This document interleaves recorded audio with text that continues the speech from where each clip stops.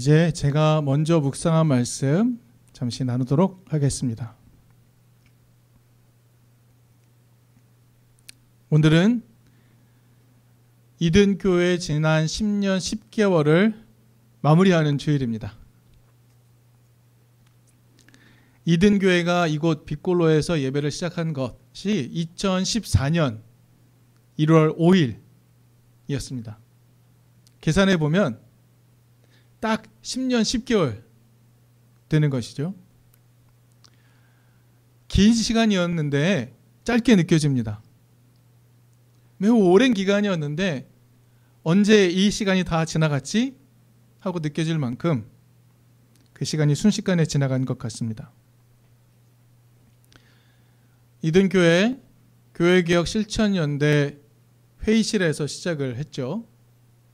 그때 함께했던 분들 여전히 이든교회에 함께 또 계십니다. 사교육 걱정 없는 세상 대회의실에 잠시 자리 잡았던 때가 있습니다. 그때 오셨던 분들도 이든교회 안에 남아 계십니다. 그런데 사교육 걱정 없는 세상 대회의실에 우리가 머물 동안에 건물주께서 주일에 예배 모임 하는 것 싫다 문제 제기하셨고, 그래서 우리는 갑작스레 떠나야 했습니다. 어디로 가야 할지 몰라서 고민하고 방황하던 그때 빗골로를 만나게 되었고, 빗골로가 너무나도 자연스럽게 이든교회 안식처가 되어 주었습니다.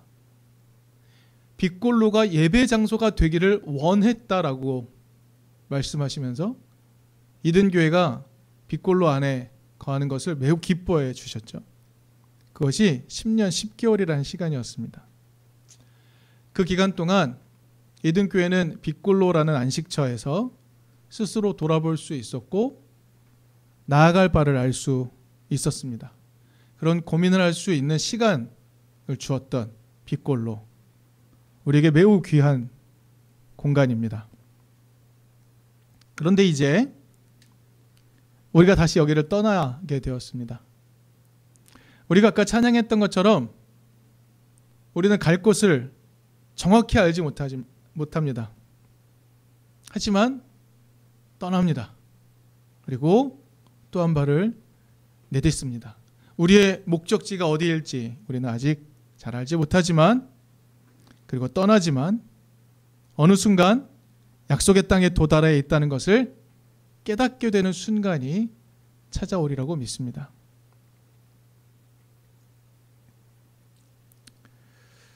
우리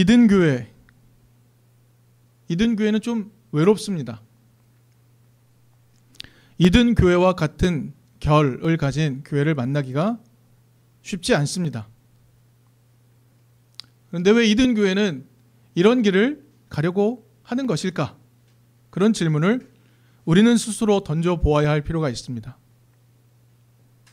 이든교회는 지금까지의 기독신앙이 요구하고 있는 교리적 테두리를 벗어나려는 시도를 하고 있는 교회입니다. 지난주일 종교개혁 기념주일이었죠. 그때 우리 이런 이야기 나눴습니다. 종교개혁은 어떤 의미인가? 그때까지 존재할 수 없었던 다양한 기독교 이해가 만들어진 시간이다 라는 것을 우리는 살펴봤습니다. 그때까지는 교회의 권위는 세상을 압도할 만한 것이었습니다. 나아가 인간의 이성을 압도할 만한 것이었죠. 그런데 르네상스 시기를 거치면서 개인의 인식, 개인의 의식이 확장이 되었습니다. 그러다 보니 중세교회가 유지해오던 그 신학에 대해 문제 제기를 할 수 있을 만큼의 이성을 갖추게 된 것이죠. 충분히 가능해진 것이었습니다. 그래서 결국 종교개혁이 일어나고 사람들은 자신의 이성을 통하여 하나님을 알아가게 되는 매우 좋은 과정을 거쳤습니다. 그런데 이게 또 문제가 생기죠. 인간의 이성적 능력이 확대되면 확대될수록 사람의 자부심은 점점 더 커져갔습니다. 근데 그 자부심의 확장이 어디까지 이어졌는가 하면 하나님 없이 인간들이 만들어내는 좋은 세상이 가능해 라는 것까지 도달하였습니다. 낙관적 시각이 가득했죠. 신학에도 그것이 가득했습니다. 하나님 없이도 가능하다. 그것을 우리는 속칭 자유주의 신학이라고 불렀습니다. 인간의 이성이 발달할수록 이 세상은 더 낙관적으로 이해되기 시작했고, 인간의 이성이 좋은 세상을 만들어낼 거야 라고 초긍정하기 시작했습니다. 그런데 그때 어떤 사건이 일어났을까요? 제1차 세계대전이 일어납니다. 전 세계가 전쟁터로 달려들면서 사람들이 마구 죽어나가기 시작했습니다. 전쟁을 치르면서 사람들은 무엇을 깨달았냐면 인간에 대해 환멸을 느끼기 시작했습니다. 인간이 이런 존재구나라는 걸 깨닫기 시작한 거죠. 절망이 가득해졌습니다. 그래서 바로 직전까지 낙관적이었던 시각은 정반대의 시각으로 전환됩니다. 비관적 세계관. 거기에 점령당하게 되죠. 이런 세상에 대해 교회는 반응을 해야 했죠. 교회는 어떻게 반응했을까요? 이런 상황을 넘어서기 위해 신학자들은 고민했습니다. 바로 그 순간 이걸 깨달았죠. 인간 존재가 가지고 있는 죄성이 어떤 것인지, 그리고 초월적 하나님이 어떤 분이신지 우리가 경험해야 된다. 계시의 하나님을 다시 한번 경험해야 된다. 하나님의 압도적인 그 능력을 깨달아야 한다라고 말하며 신정통주의 신학이라는 것이 일어났습니다. 인간을 죄악된 존재로 다시금 이해할 수 있게 만들었죠. 이 시기가 신학적인 역전이 정말 계속해서 일어나던 시기입니다. 짧은 시간 안에 신학적인 역전이 계속 반복되는 거죠. 무슨 말입니까? 기독 신앙의 교리의 이해가 뒤집히고 계속 뒤집히는 일들이 벌어지고 있었다는 것입니다. 기독 신앙에 대한 이해가 엎치락 뒤치락하는 시간들.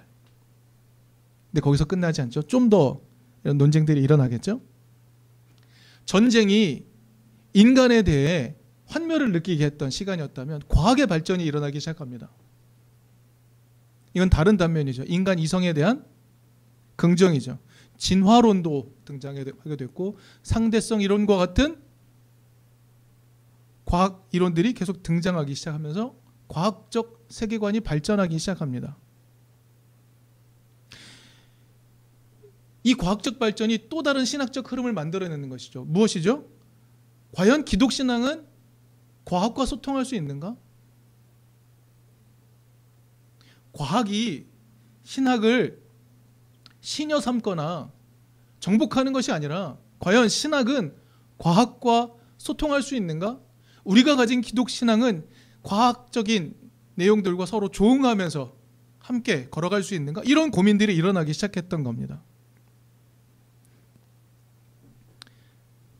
우리가 오늘 이야기하면서 우리 기존에 갖고 있던 교리적인 내용들을 한번 점검해 보죠. 고전적 유신론이라고 불리는 하나님 이해가 있습니다. 지금도 대부분의 교회들이 가지고 있는 하나님 이해라고 말할 수 있습니다. 부동의 동자라는 말 들어보셨죠? 부동의 동자. 플라톤에서부터 시작해서 토마스 아퀴나스에 이르기까지 모든 것을 움직이지만 자기는 움직이지 않는 부동의 동자. 모든 것의 원인이 되지만 자기는 움직이지 않는 존재. 그분을 신으로 보죠. 그리고 지고의 존재. 가장 높은 곳에서 전지하고 전능한 존재. 천지를 만들었다 하시는 그 하나님. 그런데 이 고전적 유신론은 하나님을 어떤 하나님으로 이해를 하냐 하면 하나님은 역동적인 인격을 가진 행위자로 보지 않습니다. 하나님이 감정에 휘둘리는 분이 아닙니다. 왜? 움직이시면 안 되기 때문입니다. 모든 것을 움직이시지만 그분은 움직이시면 안 됩니다. 모든 것을 다 알고 계시기에 이 땅에 일어나는 모든 행복, 고통, 이 모든 것도 원래 다 하나님의 계획 속에 있는 겁니다. 하나님이 굳이 개입할 필요가 없습니다. 하나님이 인간의 이 창조 세계에 감정적인 사안들에 반응하시지 않는 분으로 이해하는 것이 고전적 유신론입니다. 강고하신 하나님. 이게 고전적 유신론이 이해하는 하나님이죠. 근데 이게 또 제2차 세계대전을 거치면서 또 변하기 시작합니다. 왜냐하면 제2차 세계대전에서는 고통받는 사람들의 목소리가 전 세계에 굉장히 많이 알려지기 때문에 그렇습니다. 특별히 쇼와 홀로코스트와 같은 일들이 벌어지면서 사람들이 이렇게 고통받고 있는데 하나님은 어디 계신가? 하나님은 어떤 존재인가? 묻는 사람들이 생겼죠. 그런데 이 질문에 대해서 고전적 유신론은 답을 할 수가 없습니다. 답을 하지 않았죠. 그때 여러분들 아시겠지만 몰트만과 같은 신학자, 십자가에 달리신 하나님과 같은 책들을 쓰게 되면서 하나님이 우리와 함께 고통받고 계신다라는 이야기를 하기 시작했습니다. 이것은 고전적 유신론과 다른 이해입니다. 하나님이 모든 존재를 위로하고 사랑하고 이해하는 신이라고 설명하는 겁니다. 하나님이 세계 안에서 구체적으로 활동하시는 분이라고 이해하는 것이죠. 그런데 이러한 이해는 전통적인 유신론과 완전히 다른 겁니다. 여러분, 오늘 우리가 찬양하면서 여러 찬양 가사 중에 어떤 고백을 했습니까? 하나님 우리와 함께 하신다고, 하나님이 우리의 삶으로 들어와 우리를 위로하시는 분이라고 고백했습니다. 이러한 모든 노래의 가사들은 예전적인 고전적인 유신론과 다른 의미의 고백이라는 걸 우리는 기억할 필요가 있습니다. 이미 다릅니다. 이미 우리가 생각하는 하나님은 고전적 유신론이 가지고 있는 하나님의 이해와 다르단 말입니다. 그러나 논쟁이 시작되거나 하나님을 변증하려고 할 때면 즉각적으로 우리는 어떤 하나님으로 돌아가나요? 변하지 않는 하나님, 지고의 하나님, 전지전능한 하나님. 문제가 이것이죠. 하나님이 전능하다면 악은 이 땅에 왜 있지요? 하나님이 전능하다면 왜 슬픈 일들이 일어나지요? 답을 하지 못하지 않습니까? 그러나 세월호와 같은 일이 일어나고 이태원 참사와 같은 일이 일어나면 즉각적으로 우리는 고전적 유신론으로 달려가지 않습니까?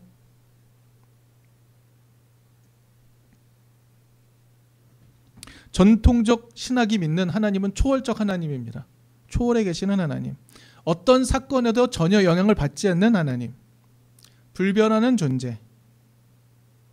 그래서 그 하나님은 세상과의 관계 속에서는 파악할 수 없는 분이라고 믿는 게 전통적 신학이 믿는 초월적 하나님입니다. 자, 지금까지 여전히 교회가 가지고 있는 전통적 유신론에 대해 잠깐 언급했습니다. 그런데 오늘 우리가 읽은 성경을 한번 살펴볼까요? 그렇게 하나님을 이해하는 것이 성경이 증거하고 있는 살아계신 하나님의 개념과 일치하나요? 그렇지 않습니다. 여러분, 성경 속에서 여러분은 어떤 하나님을 발견하십니까? 하나님은요, 외적인 사건에 대해 하나님이 감정적으로 반응하는 분 아니십니까? 히브리인들의 신음소리를 들으시는 분 아닙니까? 하나님을 적대할 때 하나님 분노하시는 하나님 아니십니까? 돌이키려 할 때마다 눈물을 흘리며 끌어안아주는 분 아니십니까? 함께 고통을 느끼고 함께 아파하는 분이라고 성경은 분명히 이야기하고 있건만 왜 우리는 하나님을 무감한 존재로, 불변하는 존재라고 말하면서 왜 무감한 존재로 이해하고 있는 것일까요? 전통적 신앙은 하나님은 고통받을 수 없는 분이라고 말합니다. 하나님은 고통받을 수 없는 분이라고. 그러나 오늘날의 고통에 대해 신학적 대답은 어떻습니까? 하나님은 우리와 함께 고통을 받는 분이라고 이야기하고 있지 않나요? 여러분, 지금도 이렇게 엎치락 뒤치락 신학 논쟁이 계속되고 있습니다. 자, 이런 중에 우리는 어떤 하나님을 믿어야 할까요? 하나님이 우리의 희망의 근원이 되신다고 우리는 믿습니다. 그렇다면 우리는 하나님을 어떤 하나님으로 믿어야 하는 것일까요?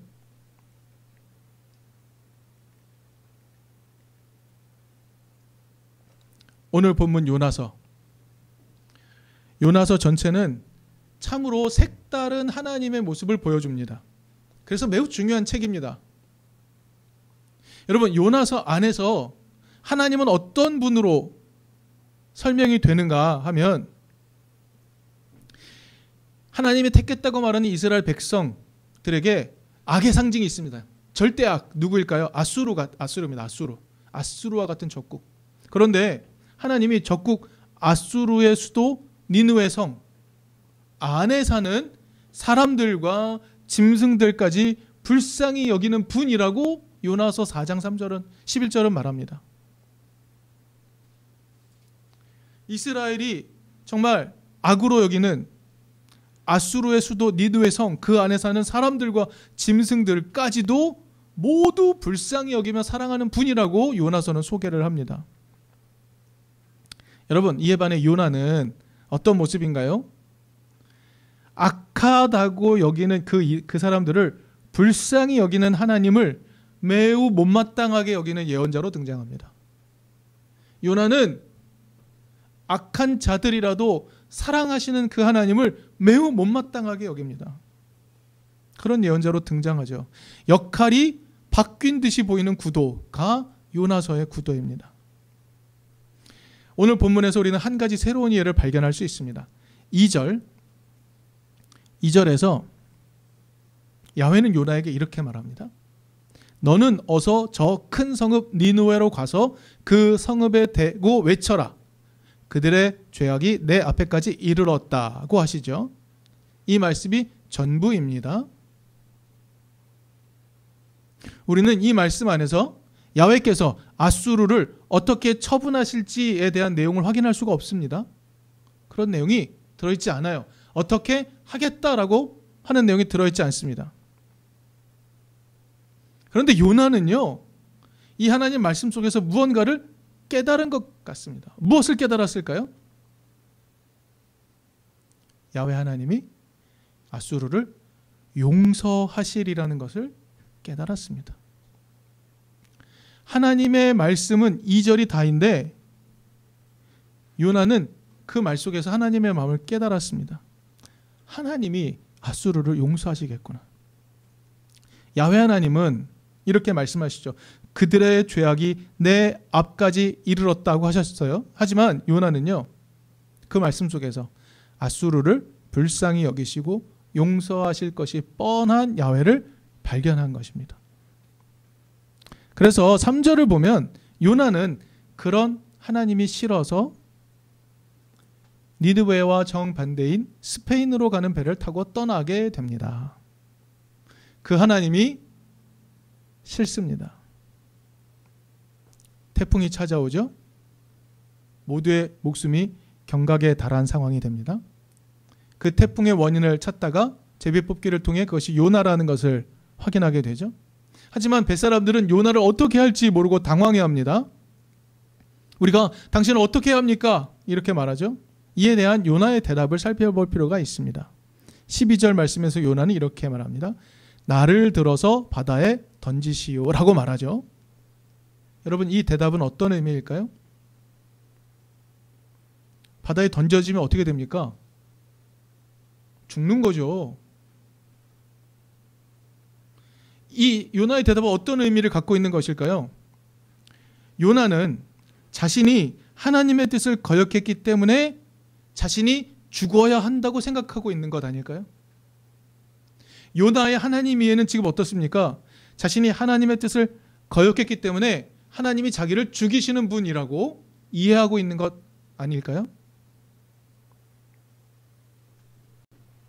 야훼 하나님은 2절에서 하나님을 거역하는 죄악이 많은 그 니느웨 아수르 사람에게 가서 무엇을 외치라고 하셨던 것일까요?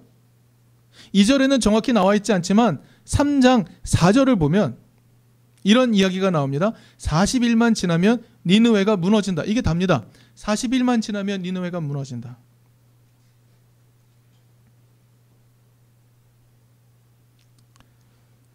그런데 요나는요, 자신을 거역하면 다 죽이겠다고 말하는 야훼가 아니라 신속히 돌이켜 의로움의 길로 돌아오라고 말하는 야훼를 발견한 거죠. 새로운 야훼입니다. 거역하면 죽이겠다 하시는 야훼가 아니라 신속히 돌이켜 의로움의 길에 돌아오라고 오라고 말씀하시는 사랑의 야훼를 발견한 거죠. 그 하나님을 분명히 발견했음에도 불구하고 지금 태풍 앞에서 요나는 어떻게 말합니까? 요나의 하나님의 이해는 어떻습니까? 야훼 하나님을 거역해서 니느웨와 정반대인 스페인으로 향했기 때문에, 그 길을 하나님의 태풍으로 가로막으셨기 때문에 하나님이 내 목숨을 빼앗으실 것이다 라고 생각하고 있는 것 아닙니까? 오늘 이 짧은 문단 안에서 요나는요, 새로운 하나님을 만났습니다.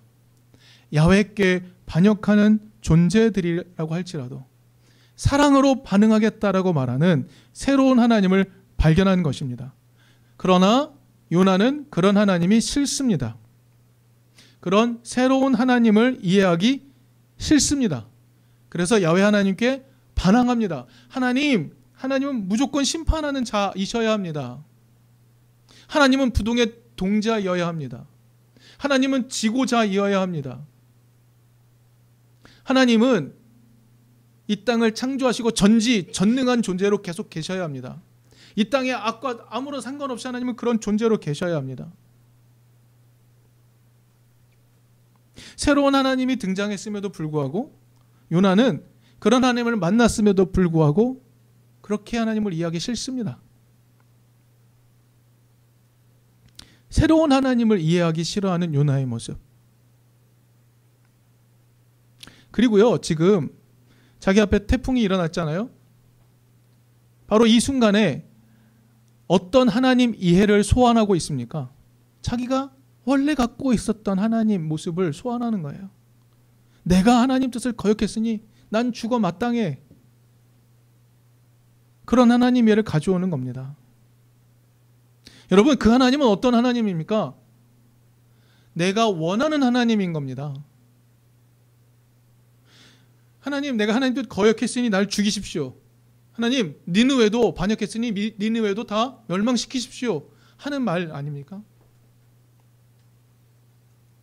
내가 원하는 하나님, 그 하나님을 믿고 있다면 우리는 무언가 잘못된 길로 가고 있는 것 아닐까요? 새로운 하나님 이해가 등장했습니다. 우리는 어떻게 할 것입니까?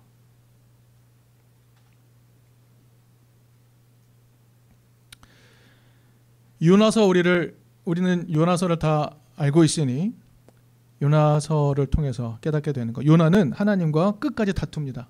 화해하지 않았습니다. 요나서를 보면 요나는 하나님을 이해하지 못했습니다. 하지만 요나서 전체를 보면 저자는 요나서 전체를 통해 새로운 하나님의 모습을 완벽하게 소개하고 있습니다. 성경은 이미 피조물과 함께 아파하는 하나님을 소개하고 있습니다. 하지만 기독교 전통적 신학, 정통신학이라고 말하는 교리적인 신학, 마치 요나처럼 새로운 하나님을 이해하지 못합니다. 하나님이 율법을 선포했으니 그 율법을 지켜야만 돼. 하나님은 세상 속 개체들의 사정을 헤아릴 필요가 없어. 무조건 지켜야지. 이게 법인데. 이런 이해로 가득한 교회.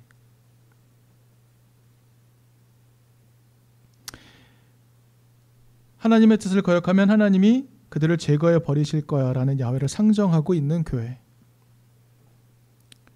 하지만 성경은 이미 요나서를 통하여서도 그리고 예수를 통하여서도 새로운 하나님을 소개하고 있음에도 요나와 같은 모습을 가지고 있습니다.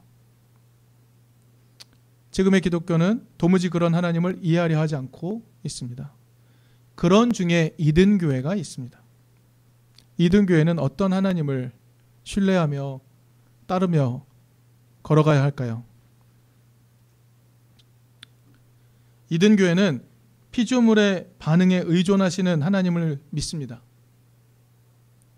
우리의 상황을 헤아리며 우리의 상황을 돌보기 위해 우리 곁에 와서 좌불안석 우리를 돌아보시는 하나님을 믿습니다. 우리를 따뜻한 사랑으로 돌보기 위해 우리 곁에 와서 고통 가운데 있는 우리와 함께 하시는 하나님을 믿습니다. 하나님이 우리의 상황에 무감각한 분이 아니라 오히려 민감하게 반응하는 분이라고 믿습니다.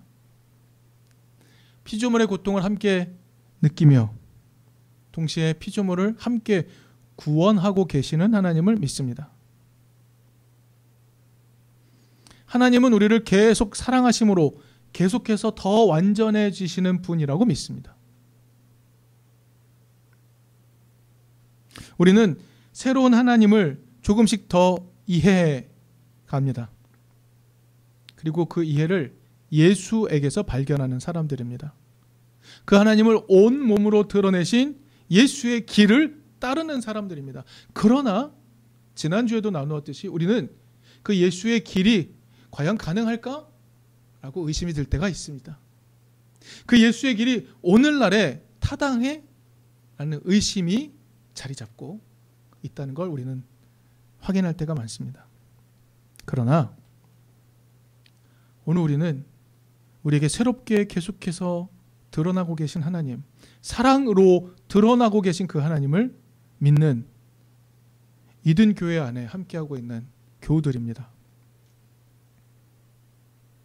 예수를 따르는 그러한 삶이 이 땅에 희망을 가져온다는 것을 믿는 사람들입니다. 우리 그렇게 믿으며 이든 교회의 새로운 이 길을 출발하려고 합니다. 우리가 희망을 잃어버리지 않도록 우리 스스로 돌아볼 필요가 있습니다. 더불어 우리의 희망을 세상에 발견하고 예수의 길에 함께 동참하도록 이끄는 일에 우리가 나서야 될 필요가 있습니다. 그것이 이제 이 길을 새롭게 시작하고자 하는 이든 교회가 함께 고민하며 나아가야 할 길일 것입니다. 이든 교회의 새로운 시작이 이제 시작이 됩니다. 우리가 새로운 하나님을 계속해서 발견하고 새로운 희망으로 가득 채워가는 그런 교회가 될 수 있기를 바랍니다.